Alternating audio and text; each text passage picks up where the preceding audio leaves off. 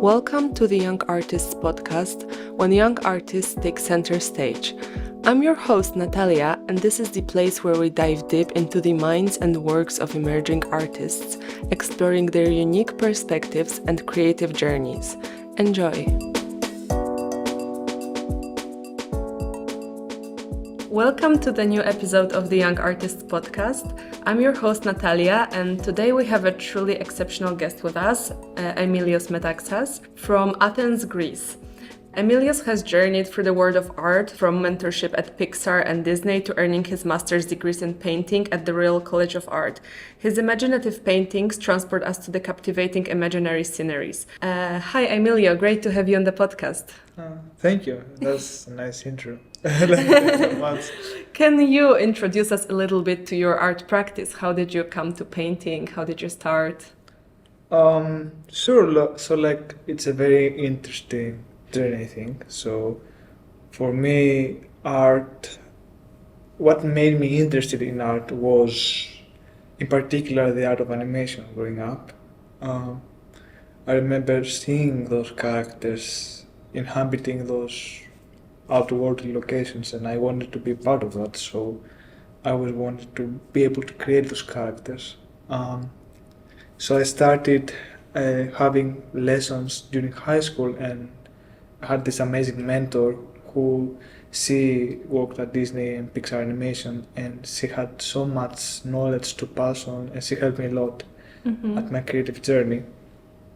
After high school, I studied at NABA. It's the leading school of art in Milan. Yeah. And there it was when my practice shifted direction.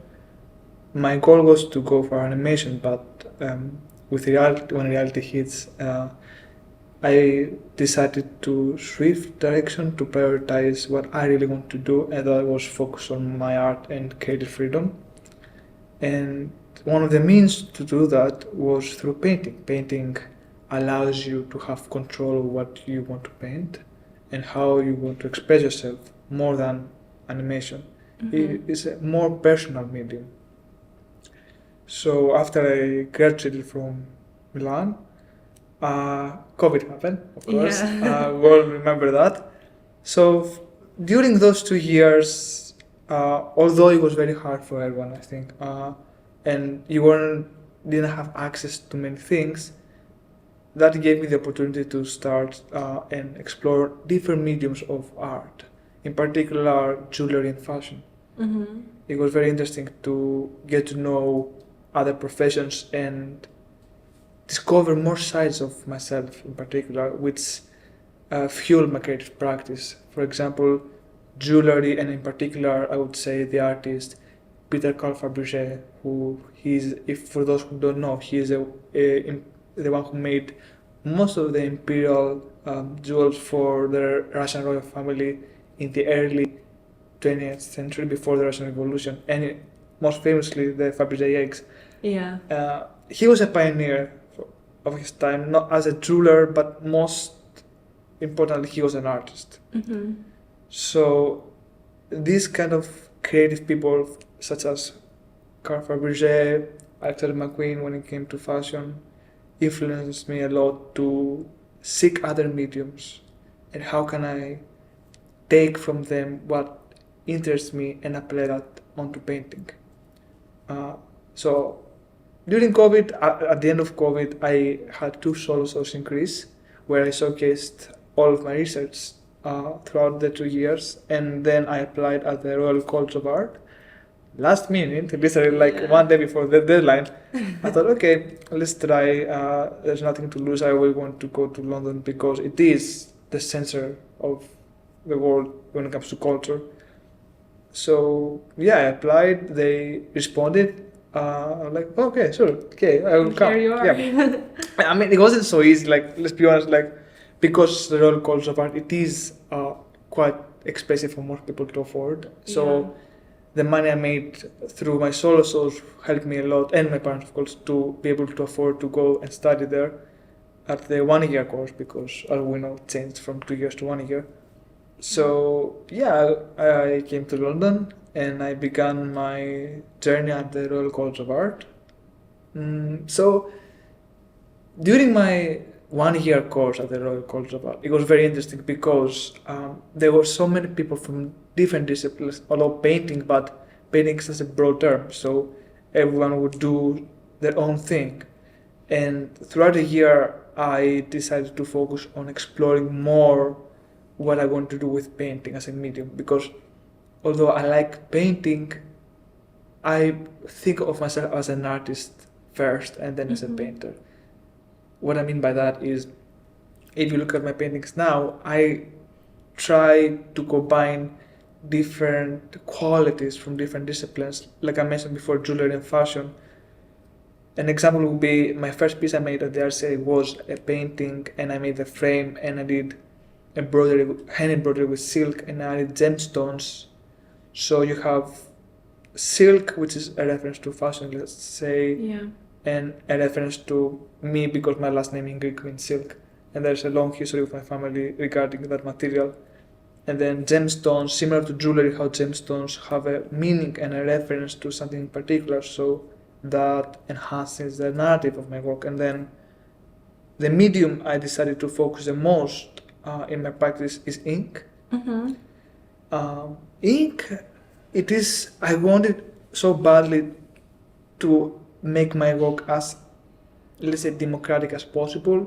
By that I mean anyone can see my paintings and they can just take ink and they can also try and draw for themselves and be free and experiment themselves. Like, although silk and gemstones are more inclusive and more like expensive materials, let's say, ink is for everyone. So That's true. exactly. So I wanted people to have fun with my work. You don't need to add the silk and the gemstones. This is just me. I like those things. You can only grab the ink and draw. Precisely, like ink is a material that I wouldn't call it. I don't want to say material. It's more like an extension of our hand, because when we are at school, we use ink to study. But also, let's be honest, I use ink to doodle in class and Yeah, of course. draw. And like for me, that's what ink is about. Like doodling, being bored, and being creative, and like reveal their conscious on your book, you know. Yeah. And also ink, especially when you look at calligraphy in China and in the East, is a medium people use to pass on knowledge that they spent the whole life discovering. So, as you're so multidisciplinary and you also are inspired by so many different aspects, many of them very much connected to the Eastern culture, could you say a little bit about your fascination with ink and with the silk? So let's start with silk, for example. Yeah. Right? Like I mentioned, my last name means silk, and I was curious, like, okay, what's the story behind? Like, okay, how do we get our last name? Luckily, my dad knew, because I know most people maybe do not know. So the story behind it is that my ancestors, years ago, obviously, many years ago, they were importing silk from China through the Silk Road to the Byzantine Empire. I know, very long time ago. Like Byzantine Empire exists in part. But that's amazing that your father knew. Yeah, I'm like, how do you know? Anyway, so yeah, that's interesting, you know. And they were like close to the queen of the Byzantine Empire. And when the war happened, of course, they left because of like, and they came to Greece. And that's how my family moved from back then Constantinople to Greece. And then growing up, silk was all around. Like for me, it was like, I remember at school people would bring silkworms and teach us how silk was made. So I was very interested to how something can be born from nature and be, you know, silkworms are so fragile, right? Yeah. And they are so sensitive.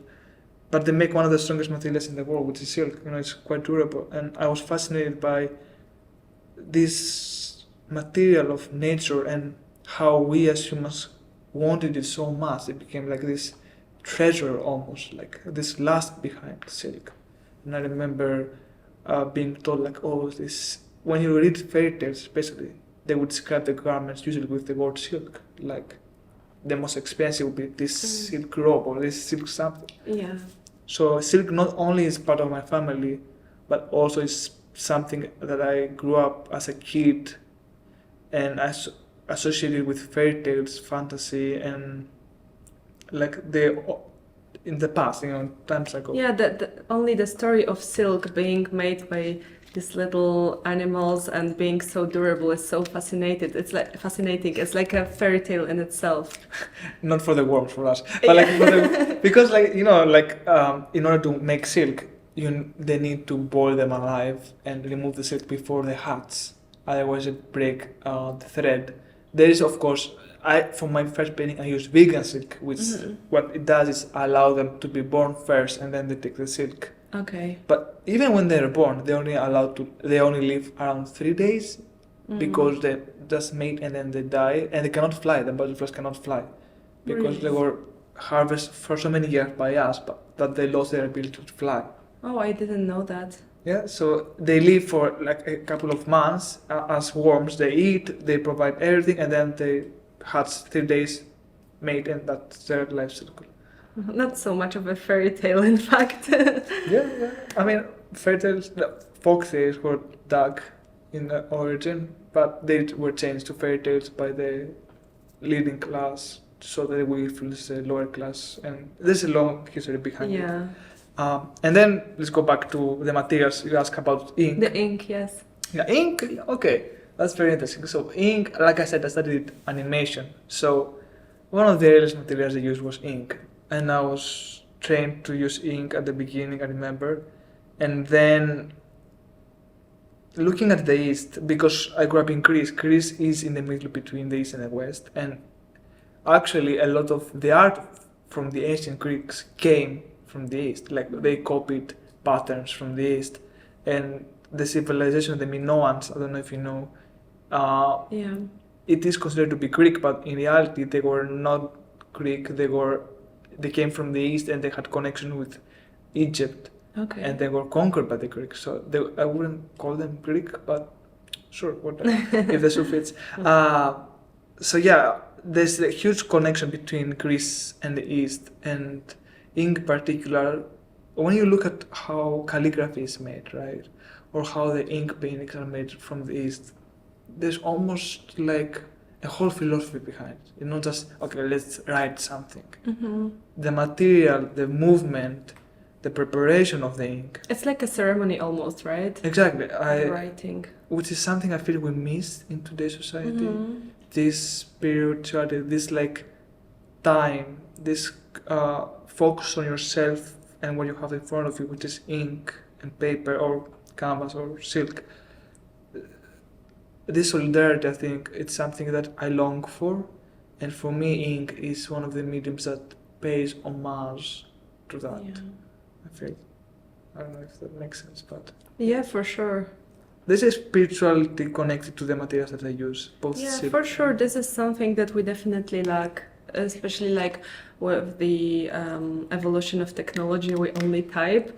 No one really takes even like a notebook and to write their thoughts anymore. And there is something spiritual and like a celebration of a little moment that you sit down, you write your thoughts down, and you can really focus on what's happening. I find it fascinating that you pay so much attention to the materials, because I feel like you can really think your practice through and you can analyze every single aspect.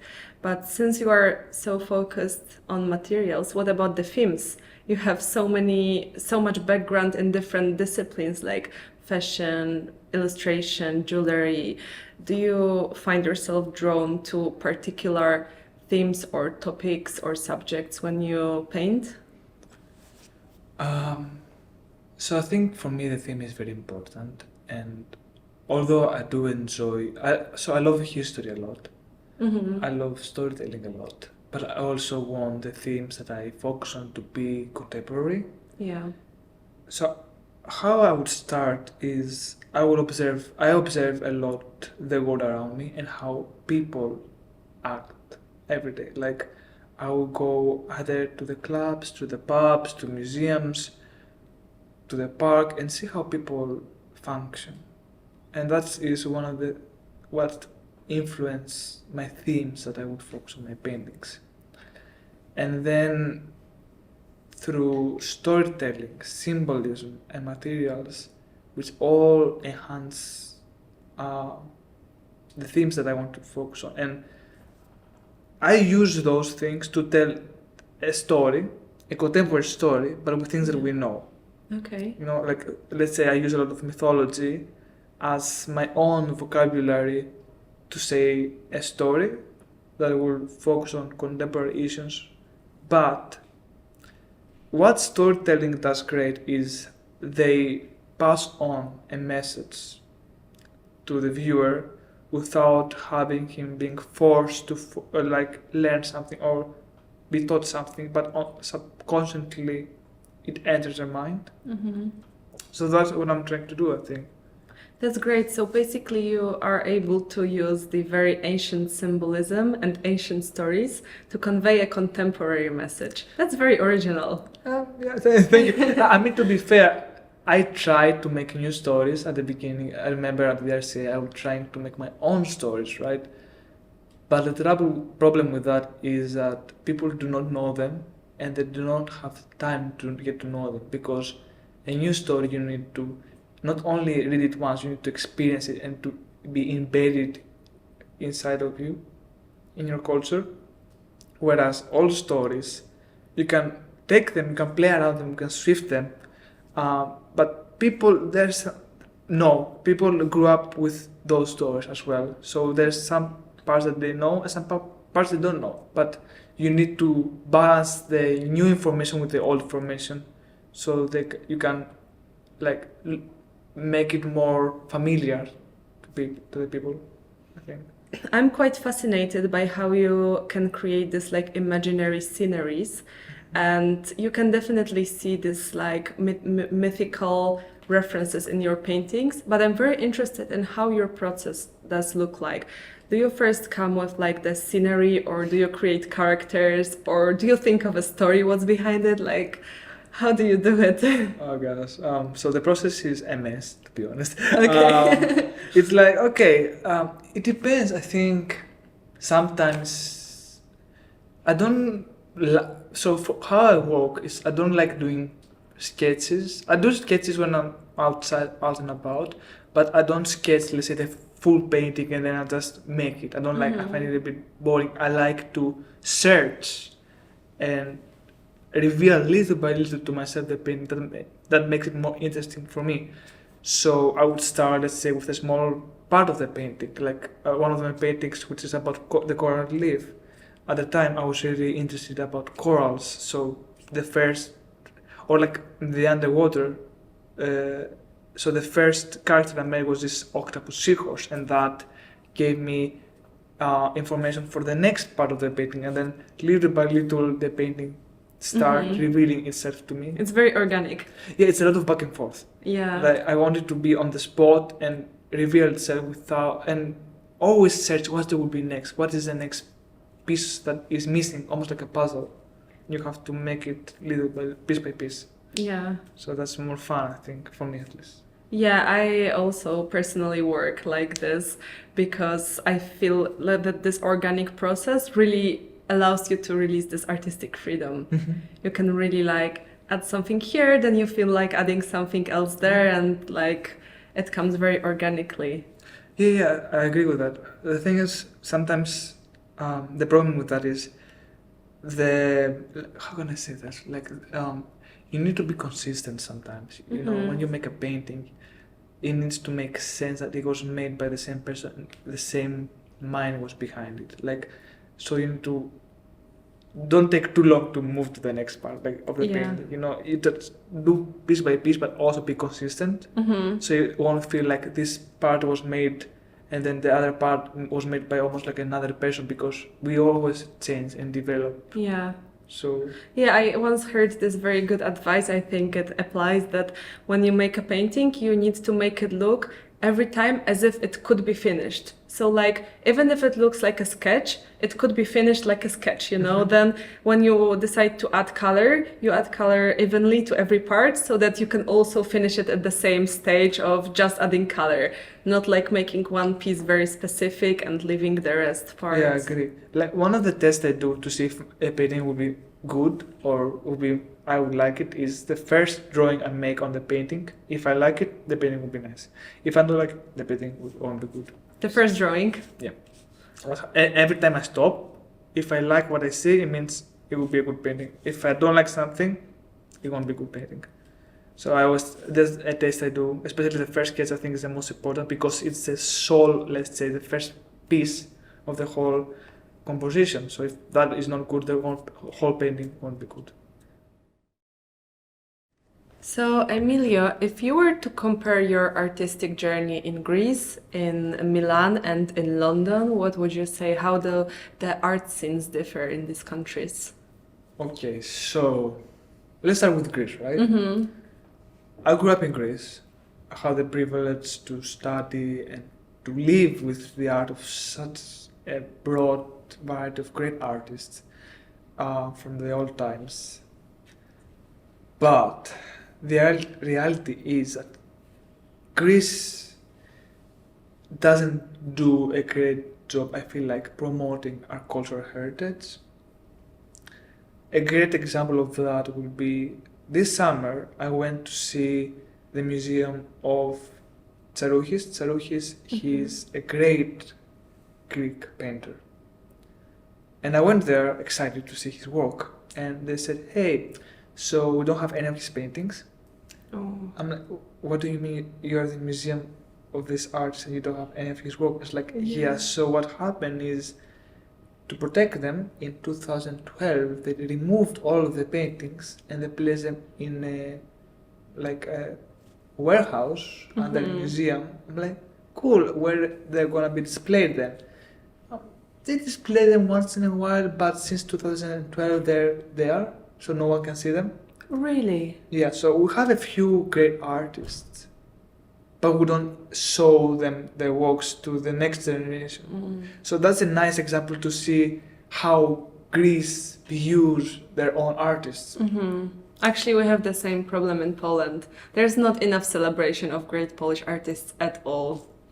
So I can see that. So imagine growing up in this environment, when they view art that way.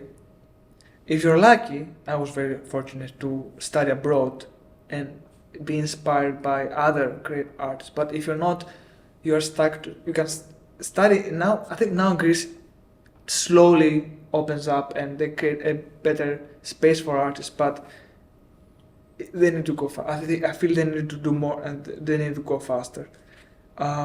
Because it's really sad. We have this heritage and we have so many amazing artists, and what Greece does is forcing their young people to move away.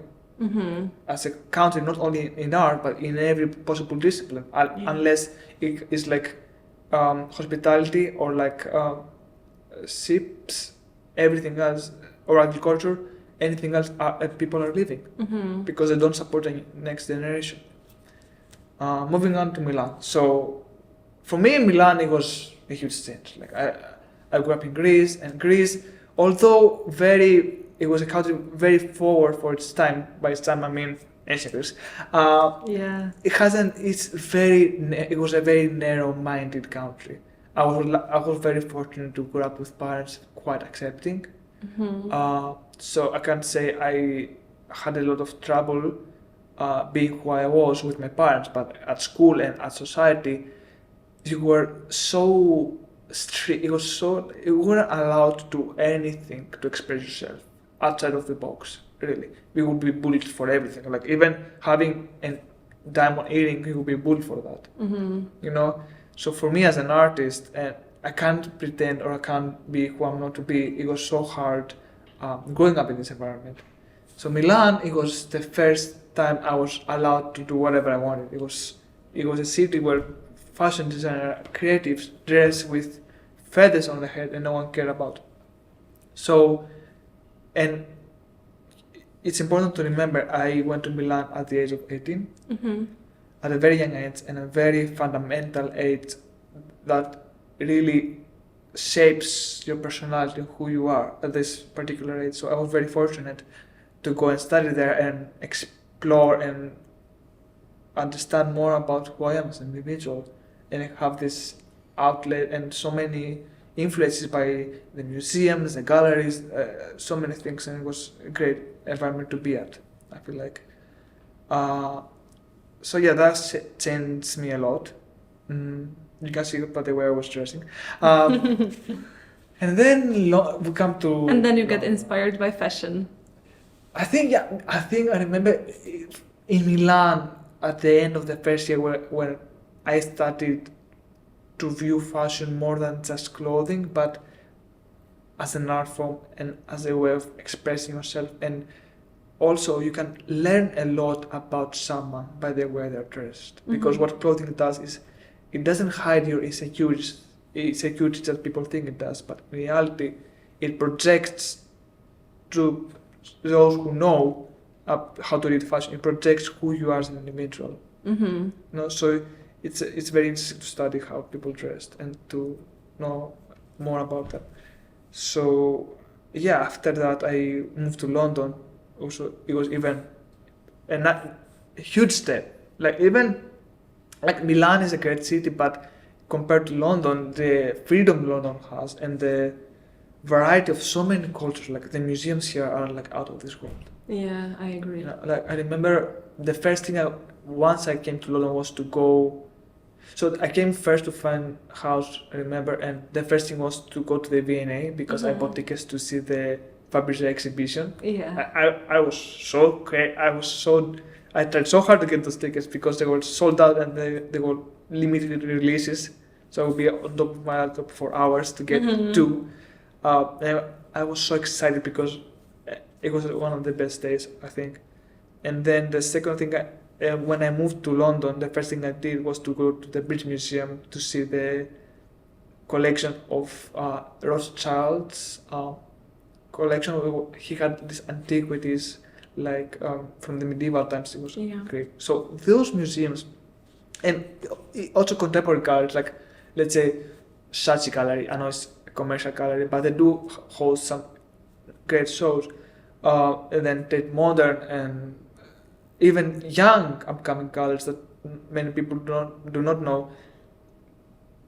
I haven't found a better place than London, really, to get inspired by so many different disciplines and so many different types of art. Even I agree. London is so amazing in this too. Yeah, like I remember I went to this rave party, like Repost does this LGBT rave parties once in a while, and I've never been to a rave party, right? And I go there dressed like quite safe because like I didn't know the place. And I go there and see people with feathers, people with neon lights, people with crazy outfits. And I was like, whoa. Yeah. I've never seen. I'm like, that's great. That's amazing. And I was so excited. And you can do it. No one will tell you anything. No one cares. Yeah. No one cares. And the great thing, so after that, I made a painting, right? Based on my experience. And on the next Repost open call, I applied with that particular painting and I was chosen.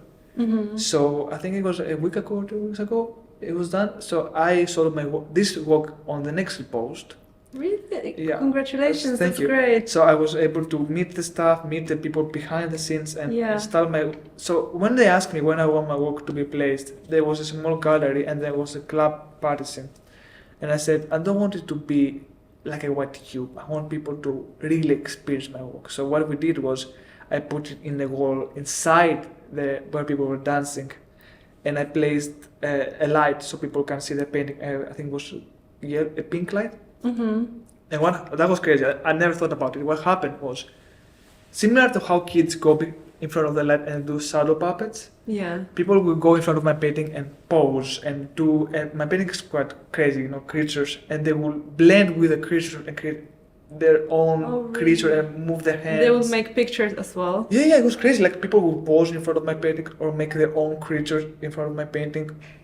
So that's something that there was no other way to see that unless it was in that particular space. If it was in a white cube, people are more afraid to go close to the paintings in case something happens. You can't also. If you just approach a painting too close, like the security would tell you, please step away, Yeah. And also there was no shadows to play with. So I was like, wow, I mean, that is what I want my art to be. I want people to have fun and experience art. Similar to how music or acting or all that is. I don't want people to be afraid of the paintings and to be viewed in this cold, curated environment. So that was a great experience to get to see. I feel like. That's amazing. And this really tells you how London is. You can Yeah. really do anything with art in London. You can connect, like, put the painting, which seems like a very, like serious medium, very serious work of art, because it's a painting, and you put it into the club, and everything is possible, and people dance with it. It comes with the music, it comes with the crazy lighting. That's amazing. I think this story really shows how the London art scene can be creative and inspiring. Honestly, I think it's so advanced. Like the level of accessibility and creativity those people have. Not only in painting, right? Like there could be fashion designers, there could be just regular people, but the way they express themselves is so interesting to see.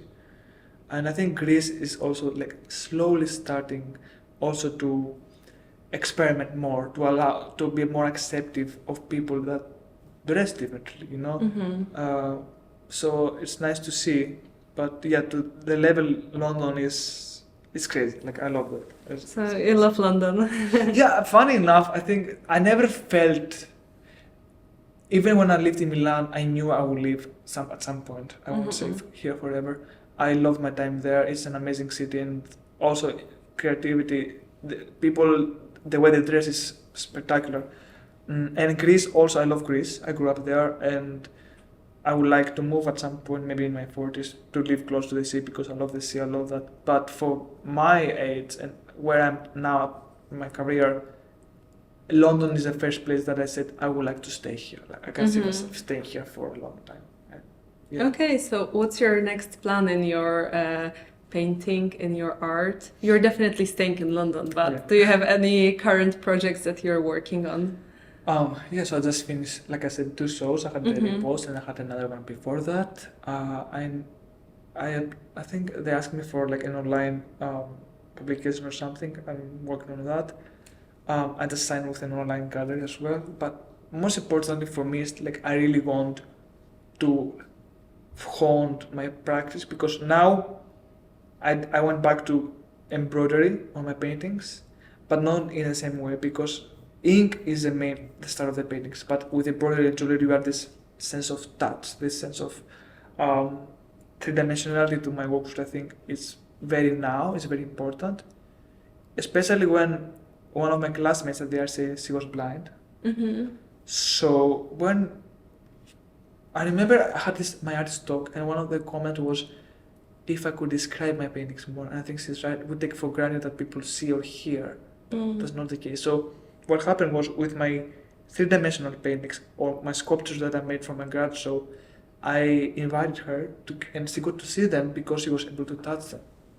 I think it's very important, the touch, to be more inclusive of everyone and to really recognize people's disabilities because it's a real thing. We forget people maybe are not always able to walk, or see. So as society, I think it's our responsibility to think of those people. Yeah, it's a really great thing to be more inclusive and to understand that even people, for example, who are blind can successfully engage with visual arts, but you just need to make them inclusive. Yeah, don't make every painting that way. Right? Everyone has their own style, of course. But in my case, since I enjoy three-dimensionality and the sense of touch, I think materials, apart from adding to the storytelling with their name, like silk, the name itself is a part of the character, the qualities that the material provides to the narrative is very important. So through touch, you can view the painting in a different way. So they also are allowed to experience what other people are experiencing. So then your art is not only multidisciplinary, but it's also multisensory experience. Yeah. That's great. And do you have any artists that you're inspired by at the moment or generally? Yeah, a lot. The most important. I think that, like I said, Carl Fabergé is one of the most important. I would say then Alexander McQueen for fashion. Let's say Takashi Murakami is an artist that Takashi Murakami, Keith Haring, and Basquiat were the 3 primary artists that were there when I shifted from animation to painting because I admire what they did with art. And I used to love Glenn Keane Mm-hmm. and Mark Davis. Like those two were two pioneers of animation, which they were not only animators, they were artists by their own right. And then I just draw inspiration from everywhere. Like it could be anime from the east, it could be animation from the west, it could be jewelry, it could be so many things. It could be woodblock prints from Mhm. Japan, for example. Yeah, I'm trying to think now. Oh, like also recently I started liking the work of like Tom of Finland. Mhm. I find I saw this interview he did at CalArts where because of the war and at the times he working to be quite sensory. He said, although I don't paint, like, let's say I won't paint the sex scene that's happening. Mhm. The way the characters look at each other and the way their bodies are positioned, you know what's going to happen next. Okay. You may not see it at that particular picture, but you know by the way they look at each other what's Yeah. happening after you feel the base. So that was very interesting to see. That's great. So you basically gave me so many inspirations, that's like that's great. I'll need to research them, because I'm not that much into the animation designers, but it's super interesting to me. And I guess as a last question, I would love to ask you if you have any advice for the artists who are just starting their career. Oh.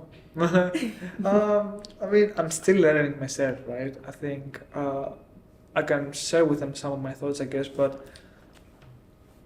for me, I will talk about myself, right? What I think for me is most important, and Mhm. if someone agrees, that's great. First of all, like, be true to yourself. Understand what you want through art. What is like your goals with art? Why are you doing art, right? Do things you enjoy. Of course, you need to make a living. I know that, and it's part of the job. But what I came to realize is you cannot be a businessman and an artist at the same time. You need to find the right place for both. You need both, yeah, sure, but don't allow the one to enter the realm of the other, Mhm. because then nothing will happen. You need to be able to separate the two and use it at the right time. So, yeah, be honest with yourself, like, and most importantly, accept all of the sides of yourself. Don't try to change or don't try to avoid sides of you, because at some point they will always be there to haunt you. Like, you need to accept both the good and the bad sides, both the things you think are good and bad. And for me, that would be, let's say, I like sometimes I like toys, right? I like My Little Pony, sure. Mhm. It has a special meaning to me. It's not like the most cool thing to say, I guess. Yeah. But it is, or like, I like decorative art, or I like those kind of things. They are a side of me that I came to accept. I'm like, yeah, I like them. I can change them to fit more of who I am, but these are one part of me, and then find the next part and accept all of the sides of who you are. So basically, be very honest with yourself. You need to be brutally honest. Brutally honest. Don't try to hide from yourself, honestly. That's a good advice, but it's a very tough one to implement, It's very tough, and I think for me, what helped was the fact that my parents, like my mom was a psychologist, Mhm. and my dad was a psychiatrist. So what helped me a lot was that I grew up in a very open environment. But I know for people who are not so lucky, they might have more trouble doing so. But at the end of the day, at some point they will come back to haunt you. So like, Yeah.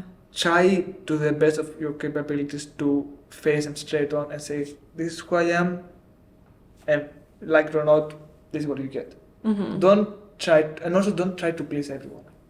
Yeah, you can never please everyone. You can never please everyone. So just try to please yourself.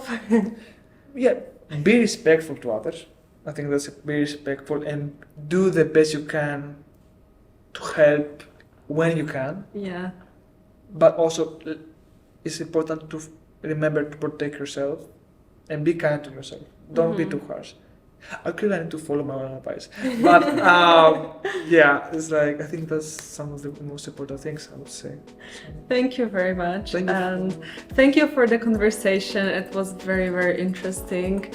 And you definitely gave me a very amazing perspective into the blending of animation and the painting world. And it was very great to hear about your practice and about your journey from Greece to London. So thank you very much for joining us. Oh, thank you for having me, guys. It was lovely talking to you. It was lovely talking to you as well. And thank you everybody for listening to the Young Artists podcast, and stay tuned for the next episode. Bye! Thank you for joining us on the Young Artists podcast. Don't forget to stay connected with us on Instagram and LinkedIn. Follow us at Young Artist Podcast for behind-the-scenes glimpses, updates, and even more artistic inspiration. Your support fuels our creativity.